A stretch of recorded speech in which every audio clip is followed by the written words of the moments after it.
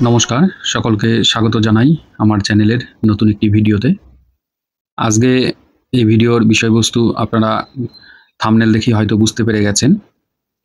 এই ভিডিওয়ে প্রথমে আমি যে বিষয়টা নিয়ে আলোচনা করব, আজকের মার্কেটের পরিস্থিতি এবং আগামী দিন কি হতে পারে সেটার একটা সম্ভাবনা আলোচনা আমি করব। গত মানডে এবং টিউসডেতে আমরা দেখলাম নিফটি যেখানে ওপেন হচ্ছে তার থেকে নিচে গিয়ে ক্লোজ দিচ্ছে। আজকেও মার্কেটকে দেখলাম যে 25,134 পয়েন্টে শুরু হয়ে শেষে কিন্তু শেষ করলো মাত্র 7 পয়েন্ট ওপরে, অর্থাৎ টোটাল গতকালের থেকে গেইন হলো 37.15 পয়েন্টের মতো। মানে আমরা এখানে দেখতে পাচ্ছি যে 25,050 থেকে এবং 25,225-এর মধ্যে নিফটি কিন্তু একটা 170-75 পয়েন্টের রেঞ্জের মধ্যে ঘোরাফেরা করছে 3 দিন ধরে। এবার নিফটি এখানে একটা জায়গা যেখানে কিন্তু কনসলিডেশন করছে। এই কনসলিডেশনের পরে যদি একটা আপমুভ দেয় সেটা সবার জন্যই ভালো, এবং আমার মনে হচ্ছে আপমুভ একটা আগামীতে আমরা দেখতে পারবো। তবে এই কনসলিডেশন পিরিয়ডটি কতদিন চলবে সেটাই এখন দেখার। এই কনসলিডেশন পিরিয়ড ব্রেক হওয়া তবেই সম্ভব যদি এফআইআইরা কনস্ট্যান্ট একটা হিউজ পরিমাণ ইনভেস্টমেন্ট করতে থাকে, তবেই কিন্তু এখানে আমরা একটা ব্রেকআউটের সম্ভাবনা দেখতে পারি। এই যে নিফটির যে রেঞ্জ বাউন্ড ট্রেড হওয়া লাস্ট 3টে সেশন ধরে, এখন আগামীকাল বা পরশু এর মধ্যে যে হাই লেভেলের একটা ব্রেকআউট বা লোয়ার লেভেলে ব্রেকডাউন, এরকম যে বড়সড় রকমের কিছু আমি সেটা কিন্তু মার্কেটে এক্সপেক্ট যেমন করছি না, সম্ভাবনাও সেরকম আমি কিন্তু দেখছি না। নিফটি একটা কনসলিডেশন পিরিয়ডের মধ্যে থাকবে কিছুদিন, এবং তারপরে কি হবে সেটাই এখন দেখার অপেক্ষা। তবে আজকে একটা ভালো জিনিস লক্ষ্য করা গেল যে অয়েল এবং গ্যাস সেক্টর যে কোম্পানিগুলো আছে সেগুলোর মধ্যে কিন্তু ভালো রকমের একটা গ্রোথ আমরা দেখতে পারলাম। যেমন বিপিসিএল, গেল, Indraprastha gas, oil India, Reliance, ONGC, আজকে কিন্তু সব কিছুর মধ্যেই আমরা কিন্তু একটা মুভমেন্ট দেখতে পেয়েছি 2 থেকে 6% মতো।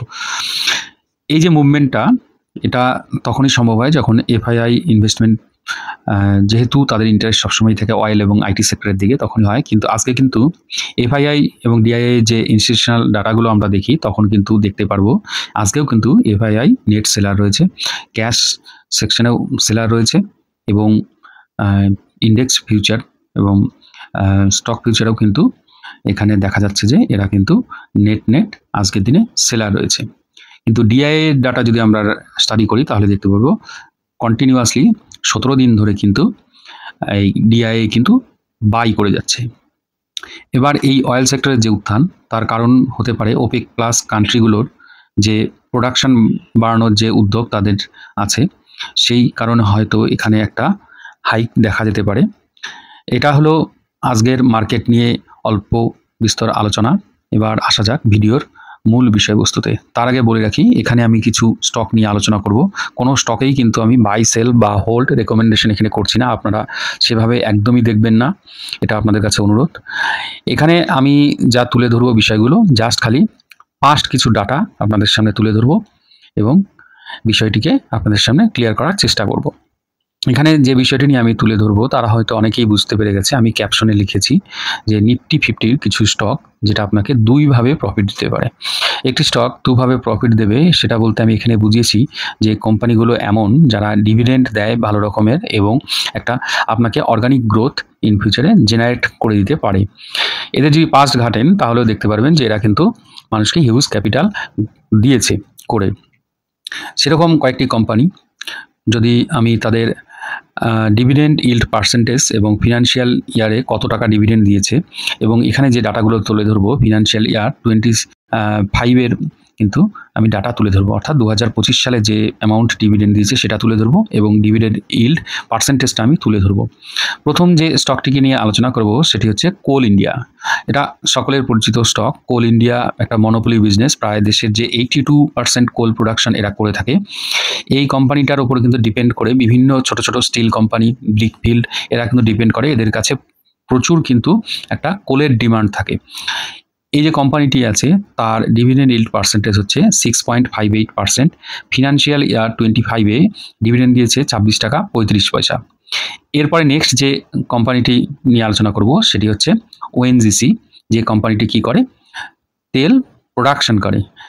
এই যে কোম্পানিটি, এটার কিন্তু অফশোর এবং দেশের ভেতরে বাইরেও কিন্তু এদের কিন্তু অয়েল যে খনি এদের কিন্তু রয়েছে নিজস্ব, যেখান থেকে এরা অয়েল প্রডিউস করে। এই কোম্পানিটির ডিভিডেন্ড ইল্ড পার্সেন্টেজ হচ্ছে 4.98%। গত ফিনান্সিয়াল ইয়ার 25-এ এ ডিভিডেন্ড দিয়েছে 13 টাকা 50 পয়সার মতো। এরপর তৃতীয় যে কোম্পানিটিকে নিয়ে আলোচনা করব সেটি হচ্ছে হিরো মোটোকর্প। টু হুইলার সেকশনের মার্কেট লিডার কোম্পানি।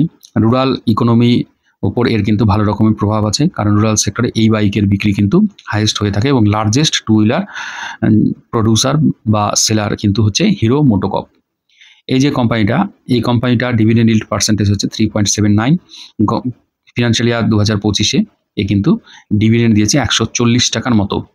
এই স্টকটিকে যদি আপনারা লক্ষ্য করবেন, এখনও কিন্তু 27 to 28% নিচে পড়ে আছে। এদের যে হাই করেছিল এই বছর, সেখান থেকে কিন্তু অনেকটা কারেক্টেড হয়ে আছে। আজকের দিনেও স্টকটার মধ্যে একটা ভালো রকমের মুভমেন্ট দেখা দিয়েছে। এই যে কনজামশন সেক্টরের কথা যদি মাথায় রাখি, তাহলে কিন্তু এই কোম্পানিটা একটা ইম্পর্টেন্ট কোম্পানি। মানুষের হাতে যদি ক্যাশ বেশি থাকে, তাহলে কিন্তু এই কোম্পানিগুলোর একটা গ্রোথ কিন্তু দেখা দিতে পারে। এরপর চতুর্থ যে কোম্পানিটিকে নিয়ে আলোচনা করব সেটি হচ্ছে HCL। এটা আপনারা জানেন, একটি আইটি কোম্পানি। আমাদের দেশে যে আইটি কোম্পানিগুলো আছে তার মধ্যে একটি অন্যতম কোম্পানি। আইটি কোম্পানিগুলোর স্টক কিন্তু প্রচুর কারেক্টেড হয়েছে, প্রচুর নিচে পড়েছে, কিন্তু রিকভারির দিক থেকে যদি দেখেন তাহলে দেখবেন এ কিন্তু ইনফি বা অন্য কোনো কোম্পানিগুলোর থেকে তাড়াতাড়ি রিকভার করে উঠেছে। এই কোম্পানিটি কিন্তু যে আমাদের চিপ সেমিকন্ডাক্টর সেই সেক্টরেও কিন্তু কাজ করে এবং এআই এর উপরেও কাজ করে যাচ্ছে। এরা বিভিন্ন কোম্পানির সাথে, যেমন ফক্সকনের মতো কোম্পানির সাথেও কোলাবোরেশনে কাজ করে। এই কোম্পানিটির ডিভিডেন্ড ইল্ড পার্সেন্টেজ হচ্ছে 3.59 এবং গত ফিনান্সিয়াল ইয়ার অর্থাৎ 2025-এ ডিভিডেন্ড দিয়েছে 42 টাকার মতো। এরপরে যে কোম্পানিটি আছে সেটি হচ্ছে আমাদের লার্জেস্ট আইটি কোম্পানি, সেটি হচ্ছে TCS, টাটা কনসালটেন্সি সার্ভিসেস। এদের মেন রেভিনিউ কিন্তু আমেরিকার থেকে এবং ইউরোপ থেকেই আসে। এই যে কোম্পানিটি আছে, এই কোম্পানির যা মার্কেট ক্যাপিটাল তা পাকিস্তানের যে ইকোনমি তাটা কিন্তু ডাবল। এই কোম্পানিটি অনেকটা কারেক্টেড হয়ে অনেকটা নিচে পড়ে আছে। এবার তার কারণ আপনারা জানেন, কারণ কি আমি গত ভিডিওগুলোতে এই কারণগুলো কিন্তু বারবার করেই বলেছি। এটা কিন্তু আমেরিকান মার্কেটের ইনস্টেবিলিটির জন্য হচ্ছে। আমেরিকান মার্কেটের যে ট্রাম্পের ট্রেড নীতি, তার জন্যই কিন্তু এই কোম্পানিগুলো একটু নিচে পড়ে আছে এবং কারেক্টেড হয়ে আছে। এবং আপনারা কোনোভাবেই মনে করতে পারেন যে এটা সারা জীবনের সমস্যা বা সারা জীবন ধরে এই আইটি সেক্টরগুলো স্টকগুলো ঢুকবে, এরকমটা কিন্তু ভুল হবে যদি আপনারা ভেবে থাকেন। কারণ কি একদিন না একদিন এই কোম্পানিগুলো নিজেদের জায়গায় কিন্তু সুপ্রতিষ্ঠিতা লাভ করবে। এই কোম্পানিটির যে ডিভিডেন্ড ইল্ড পার্সেন্টেজ সেটি হলো 3.51% এবং ফিনান্সিয়াল ইয়ার 2025-এ ডিভিডেন্ড দিয়েছে 96 টাকার মতো। এরপরে যে কোম্পানিটিকে নিয়ে আলোচনা করব সেটি হচ্ছে ITC।